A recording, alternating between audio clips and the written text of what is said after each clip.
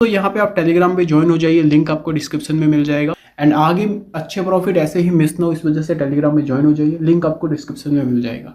243.70 रुपए पर एक काउंटर जो है आज आपको क्लोज होता हुआ नजर आया। अगर हम बात उतार चढ़ाव की करें तो आप क्लियरली देख रहे हैं कि यहाँ पर आपको देखने को मिली एक गिरावट, और गिरावट कितनी गिरावट देखने को मिली दोस्तों, लगभग आधे % के आसपास या उससे थोड़ी सी कम ही मानो। ऊपरी स्तर से अगर आप इसे देखते तो लगभग आज 0.1% की गिरावट यहाँ पर रही है हाईएस्ट पॉइंट से। ठीक है, ओवरऑल क्लोजिंग टू क्लोजिंग अगर देखोगे तो वही है 0.37%। लेकिन पिछले कुछ दिनों में क्या हुआ है, तेजी बनना स्टार्ट भी हुई थी लेकिन वो तेजी कोई खास सस्टेन नहीं कर पाई। एंड आप देख रहे हो कि सिर्फ रिटर्न 1.25% या 1.5% तक के ही रह गई, क्योंकि तेजी एक समय पर अच्छी बनी थी लेकिन वहां से अगर हम देखें तो नीचे ही आता हुआ माहौल देखने को मिला है। 6 महीने में तो कोई रिटर्न है ही नहीं, 1 साल में भी कोई रिटर्न नहीं है, मतलब उल्टे नेगेटिव हो रहे हैं। तो जियो ने परफॉर्मेंस वाइज अगर हम देखें तो उस तरीके की परफॉर्मेंस अभी नहीं आई, और इसके पीछे प्रॉपर मार्केट है ये मानो। हाँ, इसके कुछ रीजंस भी हैं, मैं आपको ये भी बताना चाहूंगा, सिर्फ मार्केट पर नहीं डाला जा सकता। इसका एक प्रॉपर रीजन है वैल्यूएशन के। ये ना थोड़ा महंगा है, ये तो पक्की बात है कि जियो आज भी गिरावट के बाद भी थोड़ा सा महंगे साइड पर दिखाई देता है। अंबानी ने ऐसे जो लॉन्च किया है वो बहुत महंगी साइड पर कर दिया है, तो बहुत जल्दी बहुत बड़ी तेजी यहाँ से उम्मीदें आती नहीं है लोगों के नजर में, सोच नहीं पाते ऐसे। ठीक है, क्योंकि इसकी वैल्यूएशन हाई रहती है, तो ये बात है। अब 1-2 बार जैसे इस बार के नंबर अच्छे आए और 2-4 बार नंबर अच्छे आएंगे और तो फिर वैल्यूएशन नॉर्मल होगी। लेकिन अब बात आती है कि जैसे कि मैंने बोला कुछ फैसले तो अच्छे यहाँ पर लिए गए हैं। क्या लिए गए हैं फैसले, मैं अब आपको वही दिखा देता हूँ। एक तो दोस्तों ये रहा फैसला कि इनका एक और कंपनी है, इनकी सब्सिडरी कंपनी है बेसिकली, एंड उसका नाम है जियो क्रेडिट। ये भी एक एनबीएफसी है। तो जियो क्रेडिट का क्या सीन है कि वो लोन वगैरह देती है, वही एनबीएफसी का जो काम होता है। तो उसमें बोफा ने इंटरेस्ट दिखाया एंड एक अच्छा खासा स्टेक डिमांड किया, इन्होंने वो स्टेक बेचा भी। अब इससे ना 2 फायदे होते हैं, कंपनी तो जैसी चल रही थी वैसी चली ही रही थी, लेकिन एक बहुत बड़े इन्वेस्टर के तौर पर इन्हें जो है बोफा का साथ मिला, वो इन्हें आने वाले दिनों में कहीं ना कहीं बेनिफिट पहुंचाएगा ही। एंड अगर यूएसए मार्केट में ये अपने आप को एक्सपेंड करना चाहेंगे, इंडियन मार्केट में तो ठीक है जियो अपने आप में सक्षम है, लेकिन अगर विदेशी मार्केट में अगर ये अपने आप को पहुंचाने की कोशिश करेंगे, हाथ पैर मारने की कोशिश करेंगे, तो आप ये मानकर चलिए दोस्तों कि फॉरेन मार्केट में ना कहीं बोफा इनके बहुत काम आ सकता है। तो ये चीज़ें कहीं ना कहीं दोस्तों आपको नज़र आई हैं, तो यहाँ पर भी नज़र रखनी इम्पोर्टेंट तो हो ही जाती है। लेकिन बात सिर्फ और सिर्फ इस बोफा वाली नहीं है, मैं आपको 2 और चीज़ बताता हूँ। एक इन्होंने अभी लॉन्च करी दोस्तों ईटीएफ, वो भी निफ्टी का।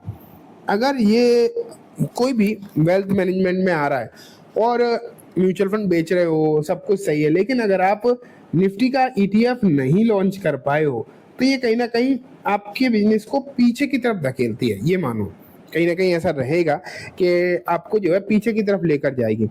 एंड इसी वजह से इन्होंने जो है अब निफ्टी का ईटीएफ भी लॉन्च यहाँ पर कर दिया दोस्तों, और ये इन्हें इस मार्केट में एक बड़ा मार्केट शेयर होल्ड करने में मदद देगा। एक अच्छा मार्केट कैप जो है अब इससे ये गेन कर पाएंगे निफ्टी के ईटीएफ से। ठीक है, तो ये एक अच्छी चीज रही। लेकिन एक और चीज थी दोस्तों, इन्होंने अभी तक ना अंडर एस्टिमेट किया था डिस्ट्रीब्यूटर्स को, इन्वेस्टमेंट एडवाइजर को, जिससे कि इन्होंने ना रेगुलर अपने म्यूचुअल फंड लॉन्च ही नहीं करे थे। लेकिन अब इन्होंने क्या किया है, अपने रेगुलर म्यूचुअल फंड भी लॉन्च कर दिए हैं। रेगुलर एंड डायरेक्ट 2 तरीके की म्यूचुअल फंड दोस्तों होते हैं। ठीक है, एक रेगुलर क्या होता है, वो इन्वेस्टमेंट एडवाइजर जिन्हें रिकमेंड करता है, वो थोड़ी सी महंगी फीस होती है इनकी, हल्की सी महंगी होती है। एक होते हैं डायरेक्ट, जहाँ पर इन्वेस्टर खुद ही कर लेता है, उसे एडवाइस की जरूरत नहीं होती, लेकिन उस हल्की फीस के चलते उसे एडवाइस भी मिलती है। तो ये चीज़ें होती है दोस्तों। तो अगर यहाँ पर देखोगे आप तो इन्होंने अब रेगुलर फंड भी अपने लॉन्च कर दिए हैं। तो 3-4 रिफॉर्म्स अगर आप देखोगे तो यहाँ पर करे गए हैं जियो की मैनेजमेंट की तरफ से, जो कि कहीं ना कहीं आप कह सकते हो कि जियो फाइनेंशियल सर्विसेज को अच्छा खासा बेनिफिट आने वाले दिनों में पहुंचाते हुए दिखाई देने वाले हैं। तो इसलिए जियो अभी भले ही रिटर्न के तौर पर बहुत अच्छे रिटर्न ना दे पा रहा हो, लेकिन इस पर नजर रखना बहुत ही ज्यादा इम्पोर्टेंट हो जाता है, क्योंकि आने वाले दिनों के हिसाब से ये इम्पोर्टेंट तो है, और आने वाले दिनों में जब बिजनेस बढ़िया दिखाई देगा, आगे भी नंबर अच्छे आए तो रिटर्न के भी चांसेस बढ़ेंगे। ठीक है, तो ये बात होगी दोस्तों जियो फाइनेंशियल सर्विसेज के बारे में। अब जो है मैं आपको नेक्स्ट काउंटर दिखाता हूँ। ये देखो, organic recycling system approve 1:2 bonus share allotment. देखो कंपनी का नाम तो आपको देखने को मिल ही गया, ऑर्गेनिक रिसाइकलिंग सिस्टम है। रेशियो भी आप यहाँ पर देख ही रहे हो। रिकॉर्ड डेट भी अगर आप देखोगे तो इन्होंने 20 अगस्त बताई है। रिकॉर्ड डेट तो निकल गई, अगर 20 अगस्त रखी है, बेसिकली 20 अगस्त रिकॉर्ड डेट नहीं है, ये इन्होंने गलत ही लिख दिया है। तो यहाँ पर ये देखो यहाँ पर क्या है, तो ठीक है 20 अगस्त ही है रिकॉर्ड डेट, लेकिन इन्होंने 21 को बताया है, तो लोगों को मौका नहीं दिया कि बोनस के लिए खरीदो। तो अच्छी बात है, ये भी कहीं ना कहीं प्रमोटर की मैच्योरिटी दिखाता है। लेकिन अब आगे आप नहीं खरीद सकते, अगर आपके पास इस डेट तक रहा होगा तो आप जो है एलिजिबल हो गए होगे बोनस के लिए। ठीक है, अब लास्ट काउंटर देखते हैं। ये देखो अब 20% डिविडेंड पर share buy a defence PSU। देखते हैं भैया कौन सी है। 28 तारीख रिकॉर्ड डेट भी है, आप यहाँ पर देख पा रहे हो 28 अगस्त, लेकिन कंपनी का नाम क्या है ये देख लेते हैं पहले। कंपनी का नाम है दोस्तों पारस डिफेंस, एक recently listed defence company. Record date आप यहाँ पर देख ही रहे हो। ठीक है, ₹1 पर शेयर का यहाँ पर डिविडेंड भी है। तो आज की इस वीडियो में दोस्तों इतना ही, तीनों ही शेयर्स के बारे में डिस्कशन हो गया। उम्मीद है आपको सब कुछ अच्छे समझ भी आ गया होगा। अब मैं इस वीडियो को यहीं खत्म करूंगा।